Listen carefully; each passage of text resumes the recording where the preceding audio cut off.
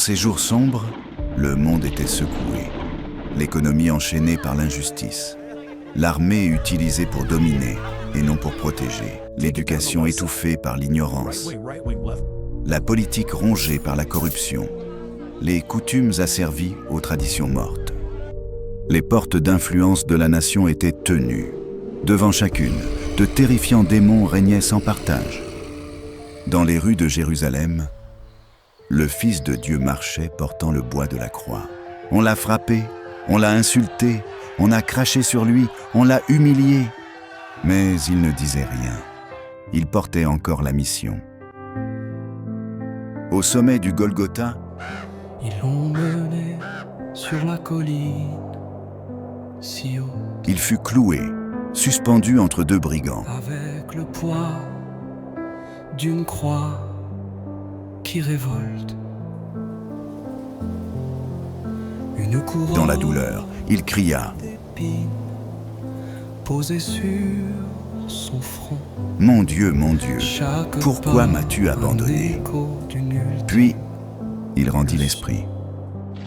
Le ciel s'obscurcit. Oh, la terre tremble sous les cieux voilés.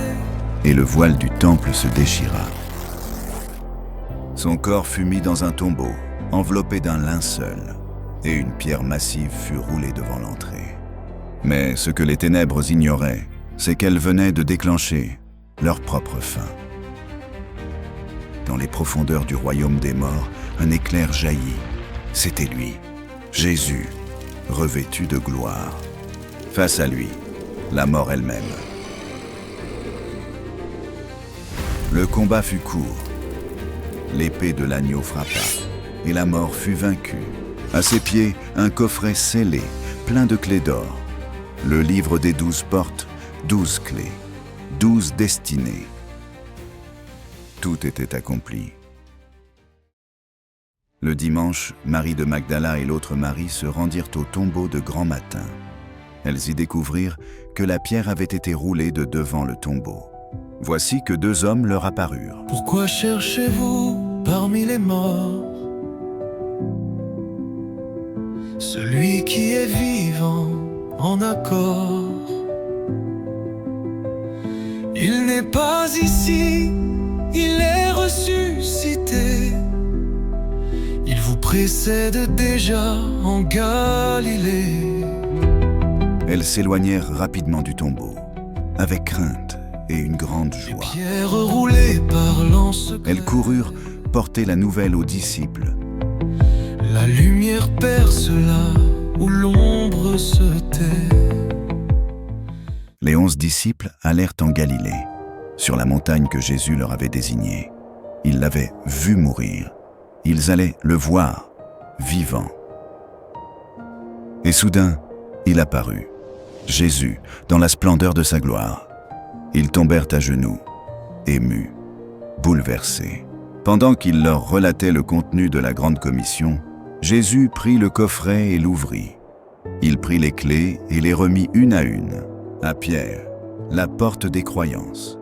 Se tenant, audacieux et inébranlable, devant les dirigeants, le Sanhédrin et les foules, prêchant l'Évangile.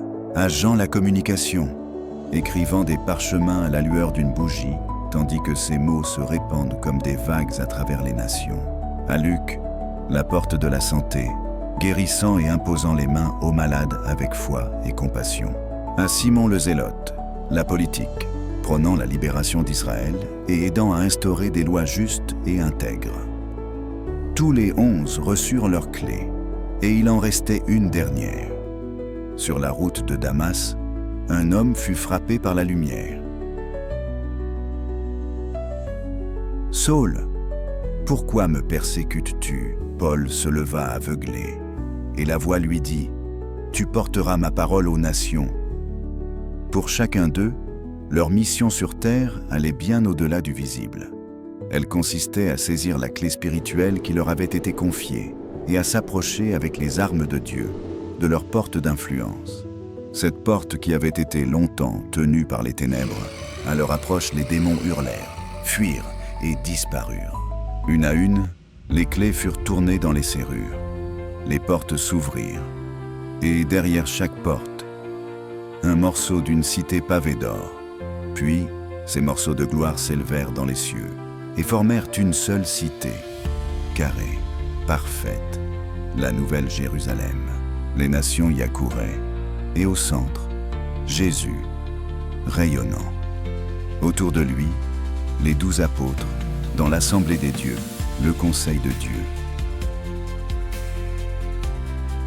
Mais cette histoire, ce n'est pas seulement la leur, c'est la tienne, c'est la mienne, c'est la nôtre. Tu n'as pas besoin d'être Pierre, ni Paul, tu n'as pas besoin d'être un héros ancien, tu as seulement besoin de posséder ta porte. Tu es appelé à influencer, à transformer, à briller. Tu es un Dieu parmi les hommes, un juge, un ambassadeur du royaume. Et Jésus t'appelle à monter, toi aussi, en intimité. Là où les clés s'activent, là où les portes s'ouvrent, et là où la terre est touchée par le ciel. La résurrection continue à travers toi.